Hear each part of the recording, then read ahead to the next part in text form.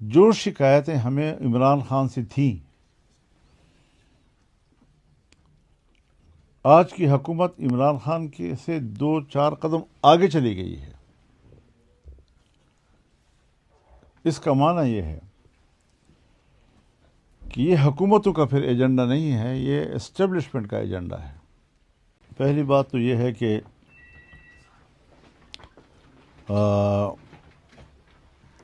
امت مسلمہ بشمول پاکستان کے ٹرمپ کے دباؤ میں اسرائیل کو تحفظ فراہم کر رہے ہیں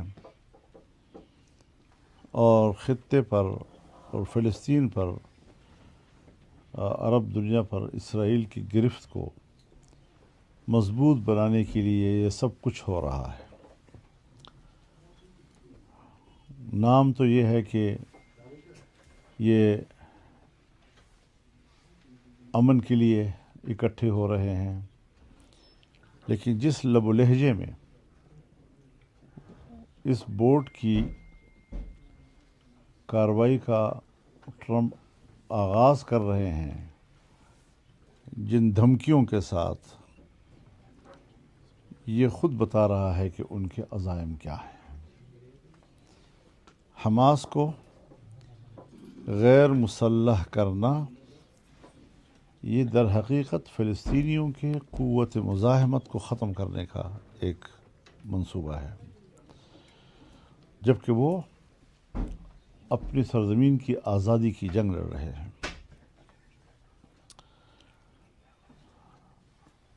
اسلامی دنیا نے اس حوالے سے جو کردار ادا کیا ہے،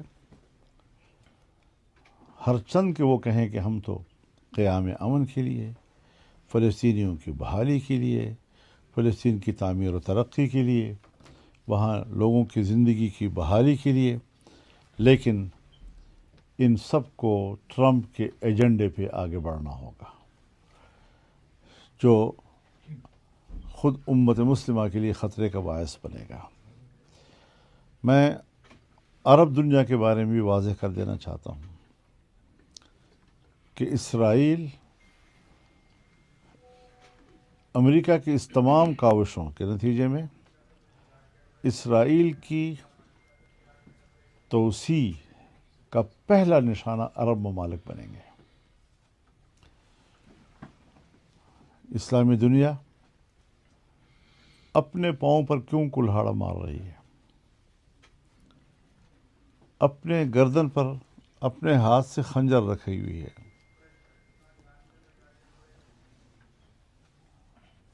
اور اگر امریکہ کل ایران پہ حملہ کرتا ہے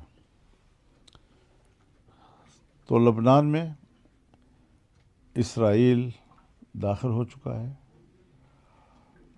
شام ان کے حملوں کے زد میں ہے، عراق پہلے سے امریکہ کے زیر اثر ہے، اور اگر ایران میں بھی یہ صورتحال بنتی ہے تو اسرائیل پاکستان کی دہلیز پہ آ کے کھڑا ہو جائے گا۔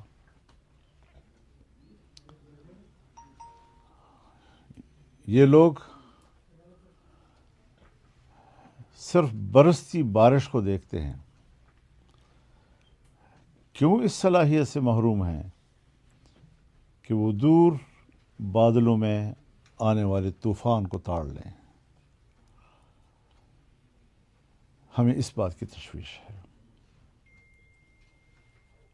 کسی سے ذاتی جنگ نہیں ہے۔ جو شکایتیں ہمیں عمران خان سے تھیں، آج کی حکومت عمران خان کے سے 2-4 قدم آگے چلی گئی ہے۔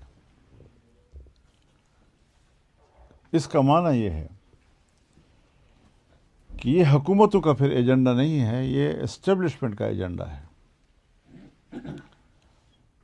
اور اسے نہ ہم پاکستان کے مفاد میں سمجھتے ہیں اور نہ امت مسلمہ کے مفاد میں سمجھتے ہیں۔ دوسری بات یہ ہے کہ جو قانون سازیاں ہو رہی ہیں،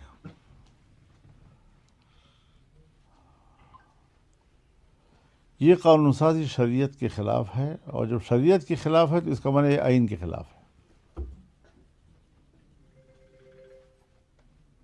آئین کے خلاف کوئی قانون ہمیں قابل قبول نہیں ہے۔ ایوب خان کے زمانے میں آئلی قوانین پاس ہوئے تھے، ہم نے تسلیم نہیں کیا تھا، ہم نے اس کو دلائل سے رد کیا تھا، لیکن ہمیں دلائل سے مطمئن کرنے کی بجائے اس نے آمرانہ قوت کے ساتھ اپنی بنائی ہوئی اسمبلی سے پاس کرا دیا۔ آج بھی جو قوانین ہو رہے ہیں یہ اسی آئلی قوانین میں ترامیم ہیں اور وہی تسلسل ہے، تو آج بھی وہ ہمیں قابل قبول نہیں ہے۔ جنرل مشرف نے حقوق خواتین کے نام پر آئین میں ترمیم کی، جس میں انہوں نے زنا کے راستے کھولے، زانی کو سزا دینے کے لیے قانونی پروسیجر کو مشکل بنایا،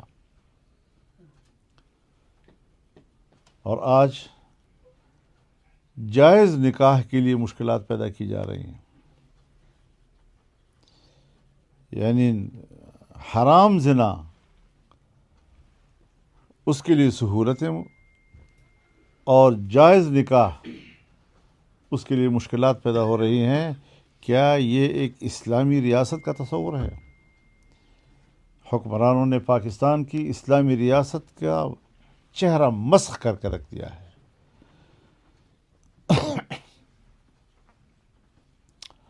تو ہم تو نظریاتی لوگ ہیں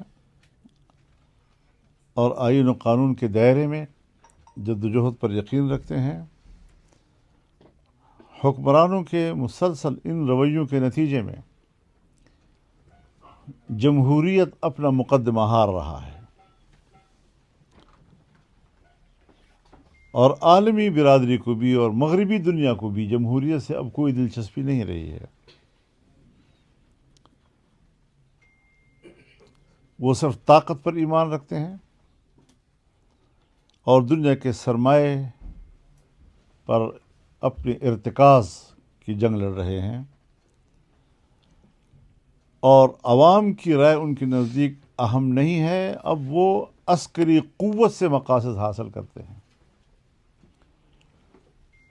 جو افغانستان میں ہوا، جو وینزویلا میں ہوا، جو فلسطین میں ہو رہا ہے، یہ سب امریکہ اور مغربی دنیا کی جمہوریت سے دستبرداری اور سرمایہ دارانہ نظام کو طاقت اور عسکریت کے ذریعے سے دنیا پہ مسلط کرنے کی جنگ ہے۔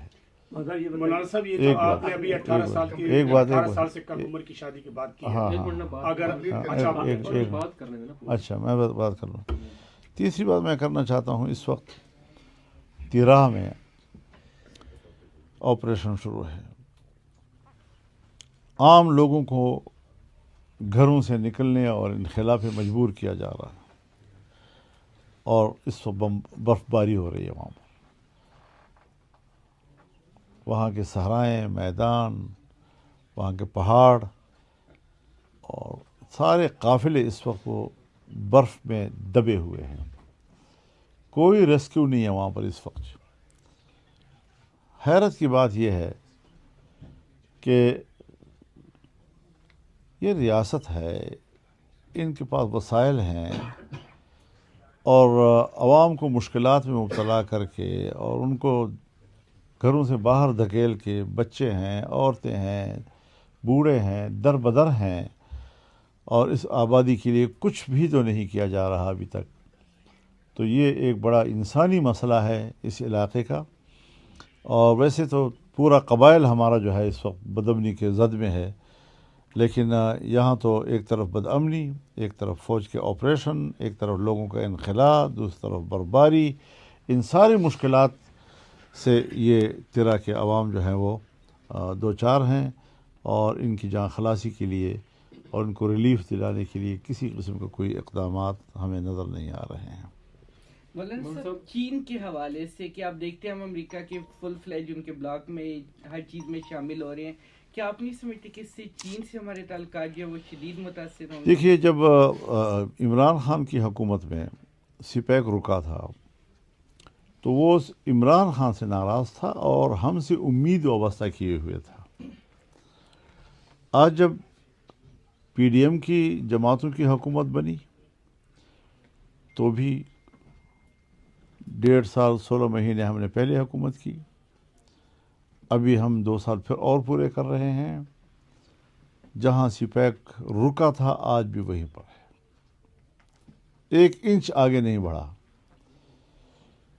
یہاں پر جتنے منصوبے تھے، بجلی گھر بننے تھے اور بجلی کی کھپت میں اضافہ کا ایک بہت بڑا منصوبہ، تو جو چین کی یہاں انویسٹمنٹ تھی اب وہ پورے ملک سے مایوس ہو گئے ہیں،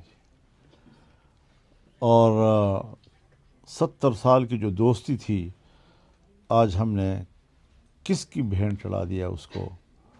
وہ خود بھی یہ بات پوچھ رہے ہیں کہ ہمارے ساتھ کیا کیا پاکستان نے، جن کی دوستی پر ہم فخر کرتے تھے، جن کی دوستی پر ہم ناز کرتے تھے، جس ملک کی دوستی کو وہ ہر قسم کی شک و شبے سے بالا تر سمجھتے تھے، جس ملک کی دوستی کو وہ ہر امتحان پر پوری اترتے دیکھ رہے تھے، آج اس ملک سے وہ مایوس ہو گئے ہیں۔ انڈیا سے بھی ہماری دشمنی، چین بھی ہم سے مایوس، افغانستان سے بھی ہماری لڑائی، ایران سے بھی ہماری سردمہری تعلقات میں، خطے میں پاکستان ڈوب رہا ہے، دشمنوں کے نرغے میں آ رہا ہے۔ یہ ہے ان عقل مندوں کی خارجہ پالیسی۔ سر یہ جو قانون سازی ہوئی ہے پارلیمنٹ، یہ بالکل خارجہ پالیسی کے اصولوں سے ناواقف ہیں، ان کو طریقہ ہی نہیں آتا کہ ملک کیسے چلائی جاتی ہیں، اور جب آپ اپنے عقل سے، سیاسی عقل سے نہیں سوچیں گے اور صرف عسکری عقل جو ہے وہاں پر ہر جگہ امپلیمنٹ ہوگا تو پھر یہی حالات ہوں گے کہ ہر جگہ آپ کو جنگ سے وابستہ کر دیں گے۔ ہر طرف جنگ اور جنگ، یہ کیا ملک کے مفاد میں ہے؟ ہماری معیشت گر رہی ہے، ہمارے پاس تجارت کا ایک ہی راستہ ہے، افغانستان۔ انڈیا پہلے سے ہمارا تجارتی راستہ نہیں ہے، وہ بھی ہم نے بند کر دیا اپنے اوپر۔ چین کے تجارتی راستے کو ہم نے اپنی نااہلیوں سے بند کر دیا۔ ایران کا راستہ بہت دور پڑتا ہے تاجروں کو وسطی ایشیا تک رسائی کے لیے۔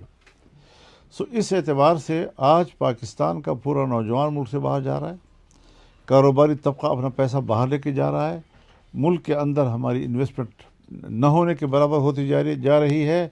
ان حالات میں بڑے افسر جو ہیں وہ تو صرف اپنی کمائی کا سوچتے ہیں۔ کوئی کاروباری آدمی جب پیسہ کمانے والا ہو وہ بیچارہ اطمینان سے کاروبار نہیں کر سکتا، وہ اپنے پیسے کو محفوظ نہیں دیکھ رہا ہے، اور گدھ کی طرح ان کے اوپر نظریں رکھی ہوئی ہیں کہ ہم کب جھپٹیں ان کے پیسے کے اوپر۔ تو یہ صورتحال جب یہاں ہوگی تو نہ ہماری خارجہ پالیسی ٹھیک ہوگی، نہ ہماری تجارت ٹھیک ہوگی، نہ ہماری معیشت ٹھیک ہوگی۔ مولانا صاحب یہ جو مرید کے میں تحریک لبیک پاکستان نے بھی فلسطین غزہ والے معاملے کو لے کر آگے آئے تھے، اور ان کے اوپر جس طریقے سے ریاستی تشدد کر کے ان کو شہید کیا گیا۔ اب بورڈ آف پیس میں پاکستان چلا گیا ہے، ٹرمپ کے اوپر ہم نے بیعت کر لی، نیتن یاہو کے ساتھ بیٹھیں گے۔ کیا یہ ماڈرن ٹائپ کا اسرائیل کو ایکسیپٹ کرنا ہے، اور کیا اب کوئی اور جماعت ہمت کرے گی سڑکوں پر آنے کے لیے؟ میں نے ایک جملہ کہا، اس کو دوبارہ دہرا دیتا ہوں کہ ہمیں عمران خان سے شکایت تھی، یعنی یہ منصوبہ کوئی آج کا نہیں ہے، یہ پہلے سے ہے۔ اس وقت بھی قوم میدان میں آئی۔